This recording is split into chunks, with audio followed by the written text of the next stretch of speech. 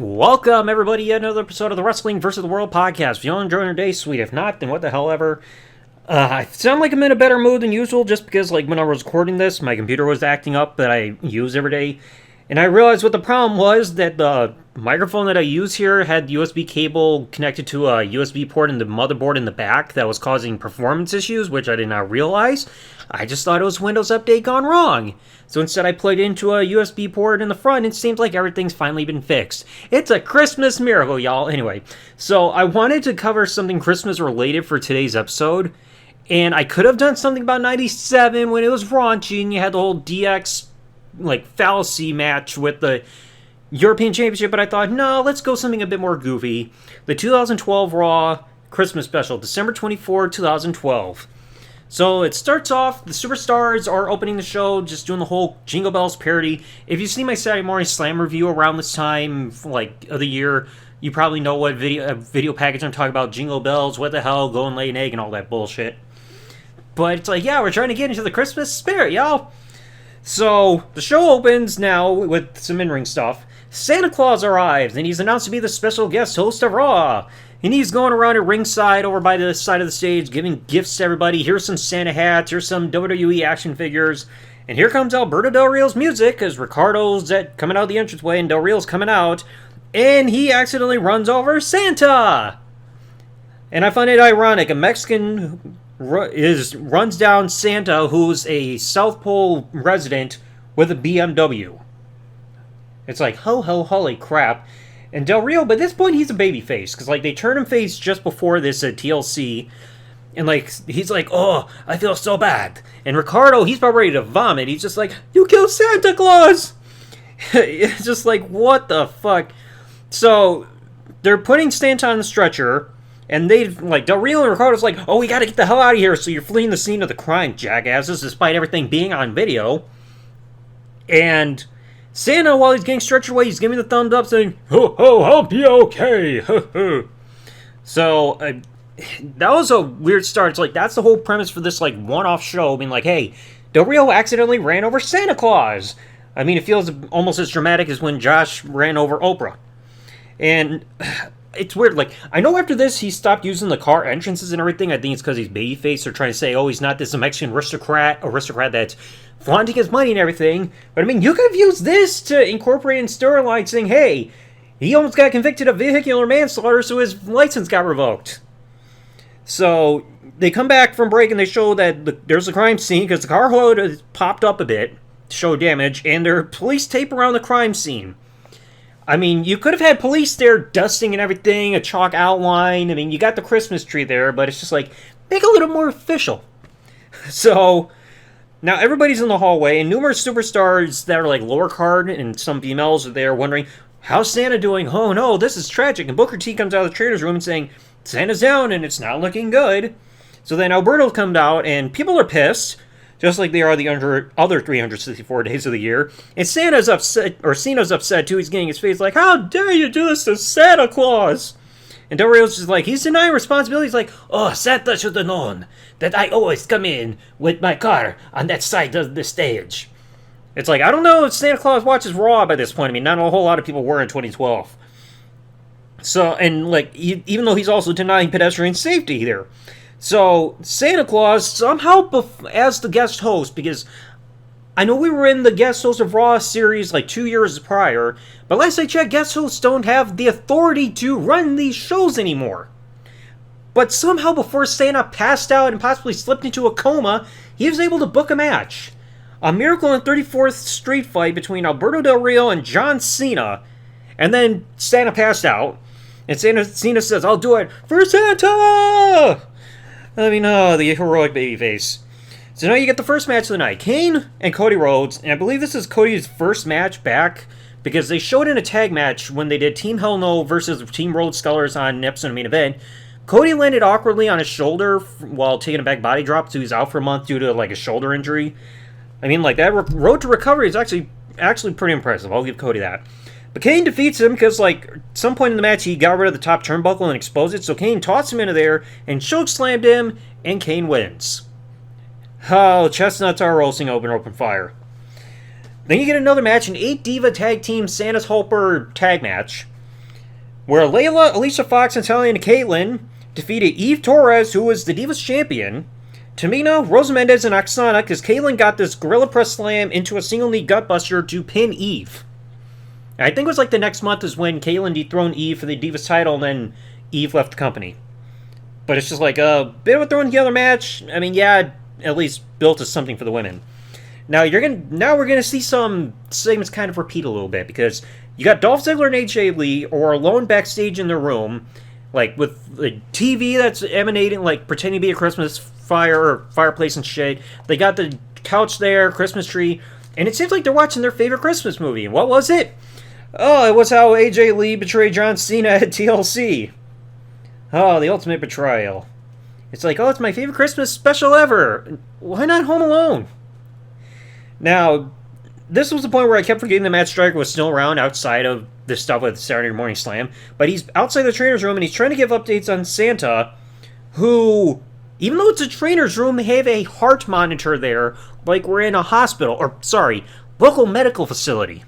It's just beep, beep, beep, beep. So it's like, okay, at least we know Santa's got a pulse. Now, we get to another match. Sheamus Big Show in what they declared a Lumberjack Frost match. So yeah, Lumberjack match, everybody's wearing Santa hats and all that. And Sheamus defeats Big Show with the bro kick. Now, I gotta admit, the most weird part about all this was that, like, during part of the match itself, Big Show had, like, that, shoulder arm one, like almost looking like a chicken wing up and like making his shoulder look like a triangle on Sheamus. And the whole time, while also wrenching in the move, he's singing Rudolph the Red-Nosed Reindeer. I thought he was going to make some kind of joke about Sheamus saying Sheamus, the redhead ginger, or something like that. That would have made it more amusing and everything like that. It's like, yay, parody, and you don't have to pay royalties. Now, we also get after this, we get a replay of the tribute to the troops, which I believe was the week prior, where you had The Miz, Kermit the Frog, Miss Piggy, and Damien Sandow, because The Miz is like, I'm here to expose you, Kermit. Are you and Miss Piggy friends? Are you married and everything? And Kermit's just like, yeah, don't ask, don't tell, ribbit. And then they bring Miss Piggy up. It's like, oh, why won't you marry her, huh? What's wrong with you? Why don't you ask Mickey and Minnie Mouse the same thing? And then Sandow comes down. He's using his big terminology on Miss Piggy. And Kermit's just trying to defend, like, oh, I think he's trying to be nice to you. He's giving you a compliment. And it seemed like there's going to be animal cruelty, which would have had PETA setting their hair on fire between Sandow and Miss Piggy, but Miz intervened. So it's like, yay, Ultimate Babyface got to be against animal cruelty there. Now, after this, you got David Otunga in the ring, who, around the time of this recording, I think he was on Chris Van Vliet's podcast and everything, or at least some other one. And he's in the ring, because I forgot he was still employed by this point, and he's talking about any legal stuff involving Del Rio writing down Santa Claus. Because he's insinuating, no, Del Rio's the victim. We've got video footage that he actually committed the act, you moron. What is this, politics, where the bad guy's suddenly declared to be a victim of some sorts? Like, oh, Santa, he was committing trespassing. I mean, he was announced to be the host of the show before we got started. He's working without a proper permit or visa. How do you know? Did you do a background search? And vehicular vandalism. He got hit by the car. He did not get himself hit by a parked car or anything like that, compared to like when Cena would mess with JBL's limo. And then out comes Zack Ryder, who takes issue with this, saying, bro, are you serious, bro? Why are you shitting on Santa, bro? So they have a match, and Zack Ryder defeats David Otunga after doing the Rough Rider and avoiding getting hit in the corner. So it's like, hey, holly jolly, woo woo woo, ho ho, and all that shit. Backstage, Booker T and Teddy Long are happy because, like, hey, David Otunga lost, and they actually reveal that Vicky is off this week. That's a gift that keeps on giving! Oh my god! Anyway, so Brad Maddox comes in, wearing clothes, thankfully, and it turns out he's receiving one more shot for a contract. Because, like, he couldn't do so the week prior because he lost to Brodus Clay, because everybody was. And it turns out, like, Booker T just reveals, oh, you're going to face one of Santa's elves. So if you win this match, you're going to finally get a contract. It's your last chance. So now, we got a tag match after this. The Miz and Kofi Kingston, Kofi being the Intercontinental Champion, they beat Wade Barrett and Antonio Cesaro, who was U.S. Champion, after the skull-crushing finale was delivered to Wade Barrett. It was whatever. Now, we get another segment for AJ and Dolph, because it's time to exchange presents, and AJ is in a white robe, and Dolph is given a brand new blue Money in the Bank briefcase with a bow on it. Oh, how'd you know? Oh, I mean, because Cena probably tainted it before then. And then AJ takes off a rope to show what she's got underneath, and you would think, oh, it's dirty, but you gotta remember this is a PG show, and she's just wearing her own custom, like, outfit or anything to show her support for Dolph Ziggler with his merch, like cuts and black shorts and all that stuff. I mean, look good on her. I'll give her that. Then you get another update. Matt Striker says, yeah, there's no change in Santa's condition. And why are you wasting our time? And then Brad Maddox, he gets his match because, like, he's saying, oh, Brad Maddox is coming to Raw. And yeah, not the first time we've seen him coming. So he's having a match, and we think he's going to face Hornswoggle because he's the size of an elf. But no, he's facing the great Khali. Khali essentially squashed him. Brad tried to work on the leg, but it didn't work. And then afterwards, Hornswoggle, like, grabs Mike. He's like, hey, get better soon, Santa! And then Khali is trying to sing his own parody of We Wish You a Merry Christmas with his thick accent.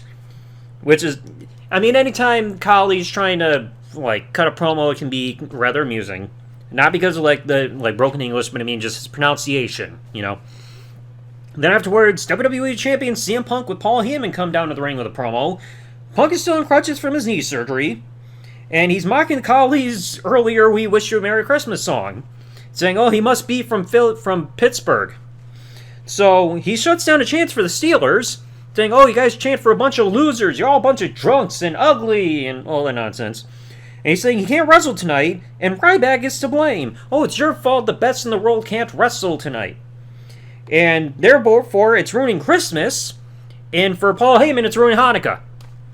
And then everybody's booing him and all that stuff, and Ryback is saying, hey, it's absolute bullshit that Ryback isn't being punished for hurting the WWE Champion. Instead, he's once again getting a shot at the WWE title because the first Raw of 2013, he's getting a TLC match because it was supposed to happen at the pay-per-view, but Punk is being rushed back early. We remember that from the Art of Wrestling podcast. And Punk claims that there's still no proof up to this point that he is working with either The Shield or Brad Maddox. It's like, yeah, there's no proof because they would drop it after this. And then Heyman claims that there's a conspiracy to take the WWE title from CM Punk. So I think you better make like Chris Jericho in WCW and bring that to Washington, D.C. and look for a rulebook. Ryback comes along, and this was the bizarre thing. Heyman said if you lay a hand on the non-medically cleared WWE champion, then we will sue you for assault. I mean, last I checked, everything was legal if it happens in a ring. Because, like, you look at, like, when CM Punk tore his tricep, like, years later, and he got written off TV prior to WrestleMania 40, Drew McIntyre attacked him despite being not medically cleared and taking out his arm and all that shit, which was bandaged up. So, why didn't you sue Drew McIntyre then? This is like, nothing consistent, and the rules are just thrown out the book, or out of the window. And then Ryback just says, like, hey, I'm here to hype up the match, because it's going to be TLC. TLC. I mean, short, sweet, to the point. Then you get another match, Daniel Bryan. He defeats Damien Sandow with the no-lock. And he's still doing the whole no thing, wearing the no jacket, crowd chanting yes, but he made the crowd happy there. Then you get an odd match, the 12-man Santa's tag match, or whatever the hell. The Usos, Justin Gabriel, Tyson Kidd, Brodus Clay, and Santino Marella. They defeat the big team of 3MB, Primetime Players, and Tensai after one of the Usos, remember this was back when they looked exactly alike in a way, you couldn't easily tell who was who, when one of the Usos got the Uso splash on Heath Slater. Did not care. Now, backstage, this was probably like the most amusing like segment of the night. Daniel Bryan and Kane are backstage, and Daniel's excited like, yes, we both won our matches, and tomorrow's Christmas. But Kane's like, I hate Christmas. But he decides to give Daniel Bryan a gift anyway, and it's a big box. I'm wondering if there's Hungry Hungry Hippos in there. If you've seen 2002 Raw, you'll understand that reference there. But Kane actually got Daniel Bryan a Slammy Award. So it's like, hey, Daniel, we're not the only ones. And Daniel decides, wait, I got a gift for you too. And it's a dog in a sweater. Aww. And then Kane thanks him because he's starving. So Daniel takes the dog away. He's like, no, dogs are our friends, not food. Are you sure are you sure you're a goat instead of a shark or something? And Kane's like, wait, can we talk about this? Like, I'm guessing Kane probably had Mr. Fuji on speed dial.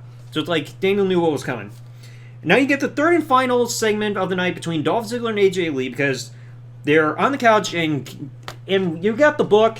AJ's trying to do a parody of 'Twas the Night Before Christmas, talking about like the TLC pay-per-view, John Cena, Kane, Punk, Daniel Bryan, and all that. And it seemed like Dolph and AJ were going to make out, but then AJ pushed them away, like, what the hell? Oh, you got to do it under the mistletoe. It's a festal. They start making out, and then they both knock over the Christmas tree while getting it on. Yeah, I hope none of the orbs freaking broke on them. And then you get one more update on Santa Claus by Matt Striker, who says, oh, Santa's taking a turn for the worst. Are you sure about that? Because the fact that now his boots are moving and you hear his heart monitor playing to the tune of Jingle Bells, which is like a chip tune of it, it says otherwise. And like, the one thing that probably could have looked convincing is if you took like that heart monitor and made it move and like act to the tune of Jingle Bells, would have worked. But the heart monitor was not moving in the tune of Jingle Bells, what the hell, and all that stuff. So it's like, hey, Santa's kicking out at 2.99, just like the commentators were rooting for. Kick out Santa! Kick out! By God! And now you get to the main event. Alberto Del Rio, John Cena in a Miracle on 34th Street fight. And this is a whole thing where you got presents around the ring, you open it up, you get whatever present you use as a weapon. I mean, at least it's not as bad as the San Francisco 49ers match. So Del Rio, he's beating on Cena, and he grabs the mic and starts saying, like, oh, it was an accident. What happened to Santa Claus earlier? And then Cena, he stops a mic shot and, like, grabs the mic in mid, like, move, and it's like, Santa! And start beating on Del Rio, and then you get the weapons. Cena gets one at ringside, and that's a steel chair in a box that he uses on Del Rio. Then Ricardo gets involved, because, of course, street fight, anything can happen, and he gives Del Rio a present. What's in it? A pie. Which Cena avoids, and then Ricardo ends up getting in his face. So, congrats, Ricardo, you got pie for Christmas. So then they go up to the stage area, Cena finds another box, and we start opening it. Initially, I thought it was like a PlayStation 1 in the box, but instead it was one of those monitors you get at the announce table, and he hits Del Rio with it, and then just drops it on the ground off the stage. Probably not insured. So then Del Rio, he gets back on the offense, and he gets a big box. You'd think, big box, big present.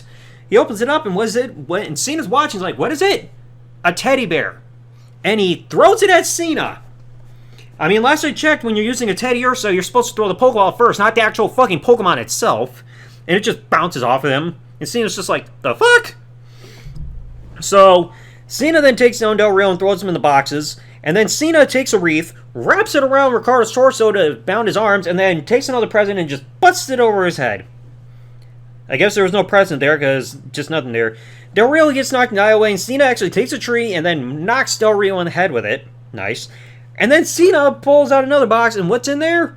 A bowling ball. Boom! Rolls it down right into Del Rio's pan and chestnuts. I mean, they gotta be roasting over an open fire and everything, because his balls are burning, so Cena decides, hey, let me help you cool off. He pulls out a fire extinguisher when they get in the ring, and just cools them off, so hey, no caliente, senor. And then finally, Santa! It's a miracle! He comes down the entrance area, down the stage, limping and all, and Ricardo's like, oh, I'm happy to see you, Santa! And despite the fact that Ricardo had nothing to do with the vehicular assault, Santa just takes his big-ass sack and just knocks Ricardo in the head with it.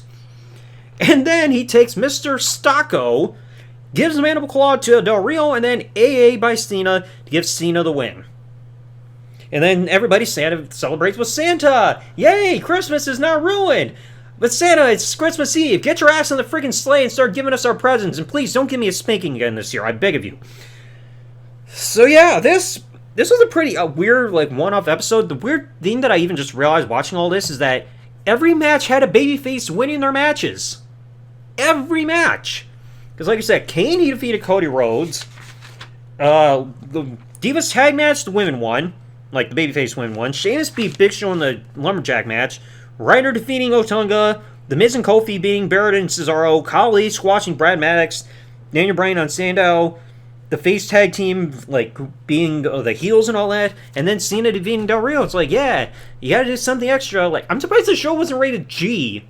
But then again, if they, I know this had to be pre-taped, but, if it was G-rated, they would have had to do camera cuts and all that stuff. Like we would see with Saturday Morning Slam. But it's like, yeah, this was a weird, goofy episode. There was some charm to it. Like I said, the Team Hell No backstage segment I found funny. And, some of the stuff with Dolph and AJ was fine and everything, although I worry about the safety of the Christmas tree. But then some stuff got a little wonky. You know, it's just like, oh, I'm gonna do this for Santa! I don't know, it's just weird. And like I said, I thought if they wanted to do continuity, they could have said that Del Rio's no longer driving his cars because he hit Santa Claus and therefore his license got taken away. That would have worked! Even though he's babyface now, which is kind of weird, because it's just like, if you're going to have somebody play the heel role of somebody who ruined Christmas, make sure it was somebody who's already a heel, instead of somebody who already turned babyface before this. Because now you're kind of making him look like a tweener of sorts, rather than a full-blown babyface like you just did. But anyway, yeah, let me know in the comments section below, for anybody who remembers the Christmas special episode of Raw in 2012, let me know y'all in the comments section below. If you enjoyed today's episode of the podcast, folks, please remember, leave a like, subscribe with the bell, turn on here on YouTube, comment what you thought below. And hope to catch you on the next one. Thanks for listening, folks. Like, comment, subscribe. Peace out. Good day, everybody. And happy holidays, y'all.